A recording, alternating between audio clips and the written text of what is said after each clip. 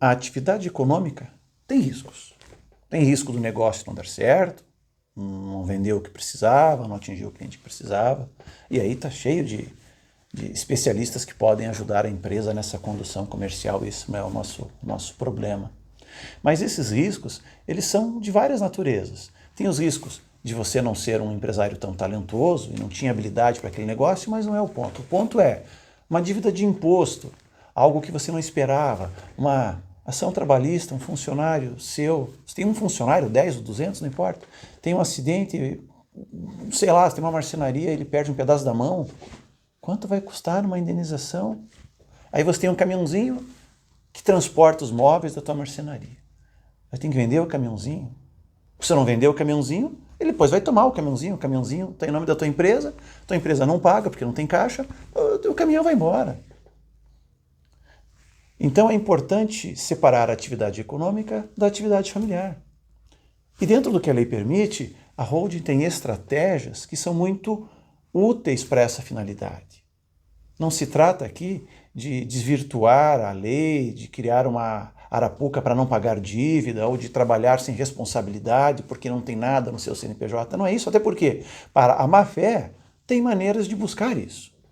Mas a gente pensa no brasileiro normal, em nós, nas pessoas que trabalham suado pela sua vida, que respeitam o combinado. E quando não respeitam é porque não puderam mesmo. E é para isso que a holding tem uma estratégia que é a separação entre a unidade produtiva, entre a sua atividade econômica e a sua atividade pessoal. Então, a atividade econômica não se mistura com a atividade pessoal. São criados dois microsistemas separados, no qual a atividade pessoal tem o controle sobre a atividade empresarial, mas elas não se misturam. Esse patrimônio ele fica guardado num cofre virtual, uma célula cofre, que é uma empresa que guarda todos esses bens, sem vinculação com aquela atividade econômica. Você pode ter diversas atividades econômicas. Pode ter uma sorveteria, uma padaria, uma borracharia, uma indústria, uma gráfica, uma marcenaria, uma empresa de locação de bens, não importa, pode ter 500 empresas. O princípio é o mesmo, é assim que os grandes conglomerados fazem. Então, a holding ela permite criar esta divisão, criar uma barreira entre o CPF e o CNPJ, vamos dizer dessa forma, para simplificar o raciocínio, de modo que a empresa trabalha equilibrada e as pessoas têm os seus bens preservados. Se lá na frente essa atividade econômica tiver um revés muito grave, os seus bens estão protegidos, porque os seus bens não foram a causa daquele prejuízo, e eles estão preservados.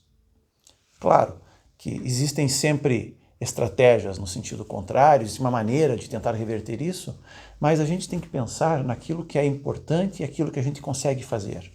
E a holding permite criar a palavra blindagem, se usa de uma maneira errônea, mas ela até serve. A gente cria uma couraça, uma carapaça nos nossos bens, eles ficam distanciados dos bens da empresa. Eles não se misturam, a empresa tem vida própria.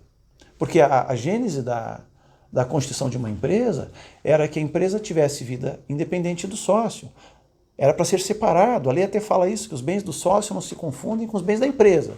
Mas no Brasil, por meio da jurisprudência e de avanços legais, se desconsidera a empresa para incluir o sócio. Então, o meu capital social é 10 mil reais. Tá bom, mas essa dívida é de 100 mil, o sócio vai ter que dar conta disso. E é por isso que daí, nestas células da holding, a gente não tem essa confusão. Elas são totalmente separadas. Evidente que isso que estamos aqui conversando agora é uma rasa palavra para explicar o contexto, para amostrar a técnica que é empregada nisso.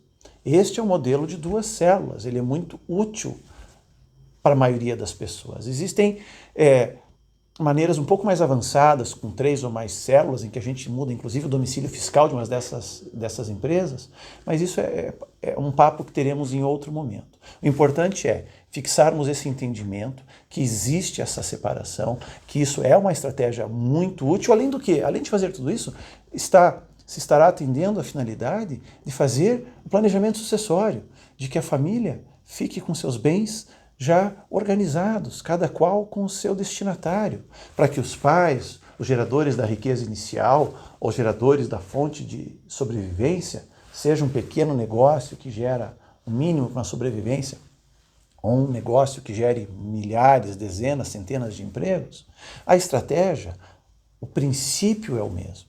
Aí depende do caso para que isso seja avaliado. Mas aí, meus amigos, depende de cada um de vocês, da realidade de cada um, depende de uma sessão preliminar de análise. Tem toda uma estratégia para que isso aconteça. E sobre esse assunto, e que é meramente informativo, eu não estou aqui vendendo nenhum serviço, estou dividindo informações com vocês. E essa divisão de informações, eu farei ela de uma maneira um pouco mais profunda na palestra gratuita que faremos em alguns dias, onde trataremos especificamente dessas questões, onde serão abertas as portas para as perguntas que vocês tenham. Os links estarão no nosso canal, estarão abaixo nesse vídeo, em algum lugar eu vou colocar depois do vídeo. Eu não sei como, eu vou dar um jeito. Mas sigam a gente, vejam essa palestra, porque é de muito interesse.